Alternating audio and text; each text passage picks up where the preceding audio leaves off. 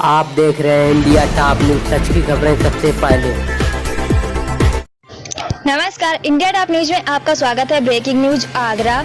Dayalbagh deemed विश्वविद्यालय में प्रवेश प्रक्रिया की अनियमितताओं के विषय में डीईआई प्रशासन से मुलाकात के संबंध में आज शहर का एक प्रतिनिधिमंडल ने एडमिशन में चल रहे अनियमितताओं पर Dayalbagh education institute deemed university के रजिस्ट्रार से मिलने की कोशिश की। हेल्प डेस्क के काउंटर ने मिलने का रास्ता बताया, लेकिन यूनिवर्सिटी के सुरक्षा कर्मियों को जो मुलाकात करने का विषय बताया तो उन्होंने रजिस्ट्रार से बात की और उसके बाद सुरक्षा कर्मियों ने मेडिकल टेस्ट का हवाला देकर जाने नहीं दिया। पूछने पर बताया कि सर हॉस्पिटल से पैसे देकर मेडिकल सर्टिफिकेट बनवाना पड़ेगा, जबकि लोगों का आवागमन चल रहा था। विश्वविद्यालय के प्रशासन के मिलने से इनकार करने से यह प्रतीत होता है दयालबाग डीम्ड विश्वविद्यालय प्रशासन एनएसयूआई से डर गया और अपनी गलती छुपाने के लिए हम लोगों से मुलाकात नहीं करना चाहता। प्रतिनिधिमंडल में सिविल सोसाइटी ऑफ आगरा के सचिव अनिल शर्मा, एनएसयूआई के राष्ट्रीय मीडिया संयोजक अपूर्व शर्मा, छात्र और उनके अभिभावक थे। सिविल सोसाइटी ऑफ आगरा ने इस मामले को आगरा के दोनों सांसदों को पत्र के माध्यम से अवगत भी करा दिया है। आज हम सब इसलिए आए हुए हैं क्योंकि इस समय जो दयालबाग इंस्टीट्यूशन में एडमिशन का प्रोसेस हो रहा है वो बिल्कुल पार्शियल बेसिस पे हो रहा है। ये एडमिशन फॉर्म भरने के लिए सब लोग एप्लीकेबल हैं, बट इंटरव्यू वही देगा जिसके 12th के एग्ज़ाम्स आ चुके हैं। और ये सब जानते हैं जैसे कि पूरी दुनिया, हमारा देश में पूरी दुनिया एक महामारी कोरोना से जो गुजर रही है उसकी वजह से CBSE board, ICSE board, UP board, किसी भी बोर्ड के अभी तक 12th के एग्ज़ाम रिजल्ट नहीं आए हैं।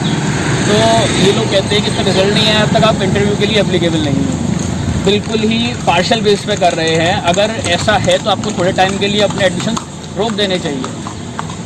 और जैसा कि जो बड़े बड़े बोर्ड्स हैं वो अपना जो एग्ज़ाम्स हैं उसका प्रोसीजर डिले कर रहे हैं। हमारी गवर्नमेंट जो उनका टैक्स की डेट होती है वो आगे बढ़ा सकती है, तो ये डीआई इंस्टीट्यूट अपने एडमिशन के जो प्रोसेस को थोड़ा डिले नहीं कर सकते। आपको कौन है? मेरी बहन है जिसके एडमिशन के लिए हम आए हैं।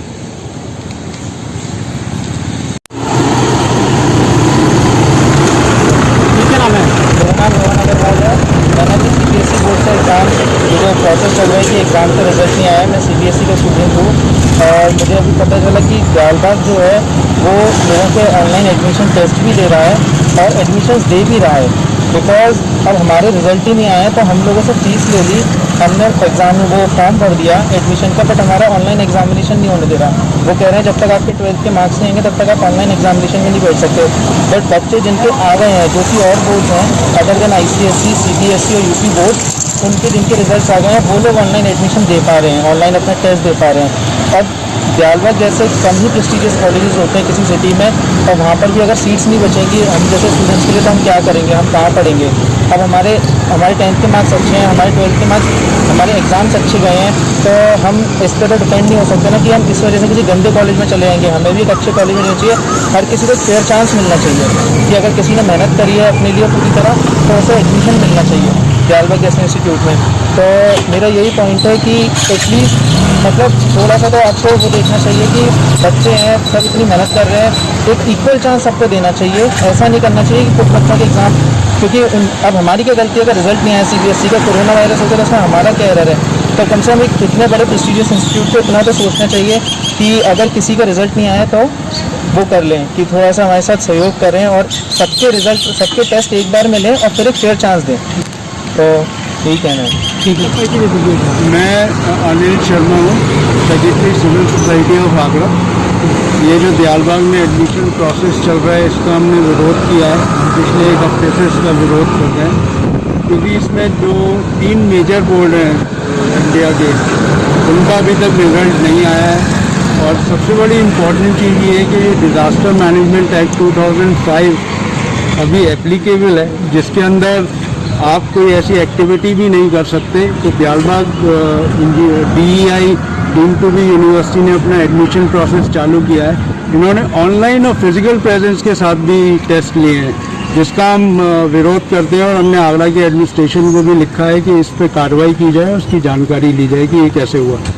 और दूसरी सबसे बड़ी इम्पॉर्टेंट चीज़ ये है कि आगरा के अंदर हमने national commission of schedule caste को भी चेयरमैन को लिखा है, और जो उनके यूपी के असिस्टेंट डायरेक्टर हैं श्री तरुण खन्ना, उनको भी हमने लेटर लिखा है कि ये जब आगरा के अंदर सबसे ज़्यादा शेड्यूल कास्ट है, ये शेड्यूल कास्ट का कोई भी प्रोसेस रिजर्वेशन उसमें होता है और इंटरमीडिएट और बाकी के बोर्ड में भी बहुत सारे शेड्यूल कास्ट स्टूडेंट्स हैं जो अपीयर होते हैं, जिनका कि उनको तो कोई फेयर चांस दिया ही नहीं जा रहा है इस एडमिशन प्रोसेस में।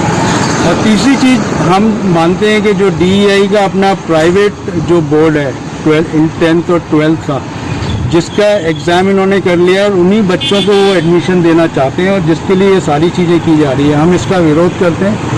और हमने साथ में ही जो आगरा के दोनों MPs हैं उनको भी लेटर लिखा है इस सारी चीज़ों को अवगत कराते हुए कि ये जो एडमिशन प्रोसेस है उसको तत्काल से रोक दिया जाए और जब सारे बोर्डों के रिजल्ट आ जाए तभी ये एडमिशन प्रोसेस किया जाए और सबको फेयर चांस दिया जाए।